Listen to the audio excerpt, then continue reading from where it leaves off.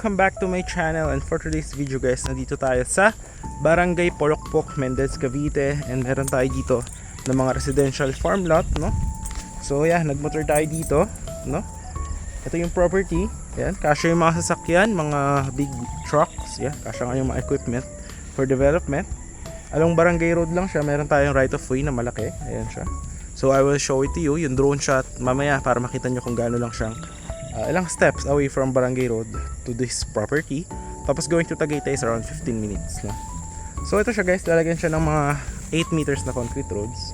Actually may mark na ito. So from this entrance, ayan, paliko dito, ayan, ito yung mark guys, ayan, oh. Yan, hanggang dyan is kalsada dyan sa pader.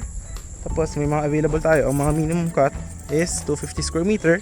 Last 10 lots na lang po siya guys. Free transfer of title for only 6,000 per square meter. So ito yung lot. Hanggang doon. Hanggang dyan yung kalsada na 8 meters. Tapos nandyan yung 250 square meter. Tapos magkakatabi yan guys. Tatlo na 250 square meter. Dulo nyo lalagyan ng perimeter fence. So yun na yung view. Nature view siya, no? And malapit nandun sa Tagaytay. Ang above sea level nitong property is around 490 meters, no? So talaga pong malamig ngayon. 5:30 PM. So approved na approved. And dito lalagyan ng drainages for the concrete roads, no? So ibaliktad natin yung camera para makita nyo rin po. So ayan po siya guys. Ito yung mga sample ng 250 square meter.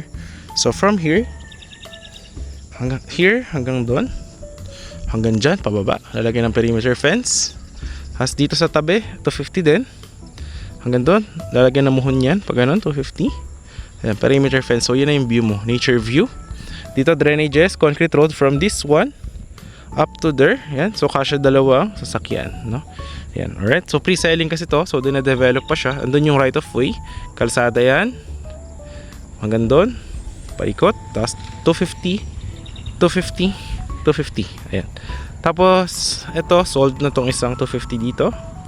Yan. Last 10 lots. Ito kalsada rin to guys. Ayan. So may available ditong 250. Yung 250 natin na isa is ito. So from that one hanggang doon 250 has pa ganun guys. Yan, pag ganyan. So kabilaan yan guys, magkatabi yan na 250 available. Ito concrete roads. Ayan. Alright. And ang maganda dito guys, ayun o, flat land siya. Ayun o, flat land. So any house design, pwede na lagyan mo ng rest house or parang tanim-taniman mo siya or what, or pabakuran. Yan, pwede po yan. And syempre, para mas ma-appreciate nyo siya and makita nyo siya, I will show you yung drone shot of this property para ma-indicate ko yung mga available lots. That which is, that I will show you 3, 2, 1. Ito po yung ating drone shot.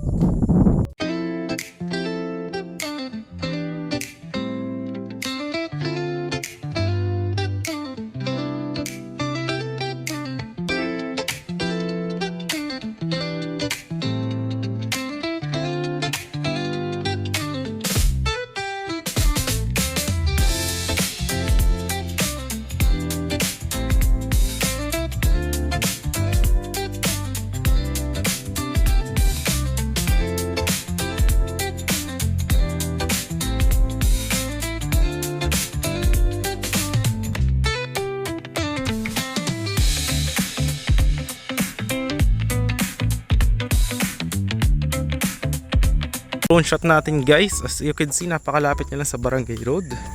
Ayan, overlooking guys, oh, kita nyo naman, di ba?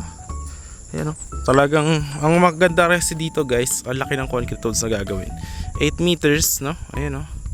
Ito yung sample, isa pa available din to, 250 from here hanggang doon. Tapos pa ganyan, so malaki siya guys, no? Ayan, oh. Tapos pwede mo patayuan ng dream house or swimming pool, or gusto mo magtanim-tanim, mataba po yung lupa dito. And ayan na mismo yung kalsada, Barangay Road. Actually pag gumanon ka, pwede ka pumunta ng Alfonso. Pag gumanon ka, Mendez Bayan, actually may daan din yung Patagaytay or Paindang. Ayan, so talagang if you want yung tahimik na lugar, I definitely advise this property, no? Meron din tayong available dun sa dulo. If you want, pakita rin natin. Ito available din to guys. Ito 250 square meter na yan, no? Ito available din to guys, so sa gilid na to. Ito maganda overlooking, oh. Yan. So from there, going to that. Yung stick na yun, lalagyan na mo yan. Pag ganun. Tapos ang view dyan guys is overlooking. Papakita natin sa inyo. Kasi maganda niyan, pag sa dulo kayo may perimeter fence. Tapos, tingnan nyo yung view. Pag nagtayo kayo ng house, tingnan nyo ito. Kung nakita nyo sa drone shot. Ayan guys, so pag ganun diba? Maganda. Overlooking, diba? Ito, gagawin pala yan ng kalsada. Pag ganyan. So yan, lagyan ng road dyan. End lot. So ito corner lot, sold na yan. Tsaka corner lot doon. Pero hindi ito available yun. Yung nasa gilid na yan. Tsaka ito, available din ito. Alright. So kung makikita nyo, ayan makikita nyo overlooking siya guys. Ayan diba? Maganda siya tayuan ng dream house. Tahimik. Tapos yung kalsada, yan liliko dyan guys. Ayan. So may available din tayo end lot dun sa dulo. Tingnan natin. Pakita ko sa inyo. Ito available din to. Itong 250 na to. Yan, from that going hanggang dyan. Tapos pa ganun guys. Ayan. So yun. Barangay Palak. Ano to guys? Located at Barangay Palakpok, Mendez. Accessible by big cars, SUV. Yan, may mga tricycle din sa labas. Malapit sa palengke. Lalagyan din dito ng kuryente at tubig. Ayan guys, available din yan yung mga lot na yan. Makikita nyo, overlooking yan guys. Ayan ayan, hanggang dyan gagawin kalsada. So yun yung mga lot. Ayusin dyan, lalagyan ng perimeter fence sa dulo if you want yung end lot. Ayan. Tapos if you want naman, yung mga lote na may view ng parang pinyahan, if you want, yan, pwede rin natin. Yan, yun dun guys, yan. May mga available din tayong lot. Actually, yung available natin nandyan 250 square meter. Ayan yung view mo, diba? Tsaka flat land yan guys, kung ayaw mo yung nandyan, yung overlooking na ganyan, pwede dito. Ayan kung mapapansin nyo. Tapos yan kasi gagawing kalsada. Ayan, may mga available na dito na 250. Ayan. Ito maganda end lot Ayan, dulo mo. Ayan yung view. Or gusto mo yun doon, available din yan. Dulo mo, ayan yung end lot. May perimeter fence sa likod. Ayan yung kalsada, 8 meters. Ayan kakalsada yan pag ganun, paikot. Ayan. Alright. Actually maganda to, Ganda tong property na to. Tahimik guys. Talagang peace of mind. Pero wag ka. May mga bahay na malalaki dito. Ayun. May mga rest house. Ayun. Pinyahan niya, Talagang perfect siya if you hanap mo is tahimik na getaway lot. Away from Manila, pero malapit lang din. Lapit lang sa Tagaytay, malamig. Ayun. Ang ganda guys, Ayun, ang ganda rin, doon. Ayan. So, ayan, paikot na rin yan guys. Isang ikot lang, isa lang yung pasukan. Iikot yung kanina nilakaran natin, paikot dyan yung roads. Pasara dito. Yan, tapos paikot doon. Ayun, yun, ganun yung gagawing kalsada, So yan, available din to, yung 250 na to, yun dyan.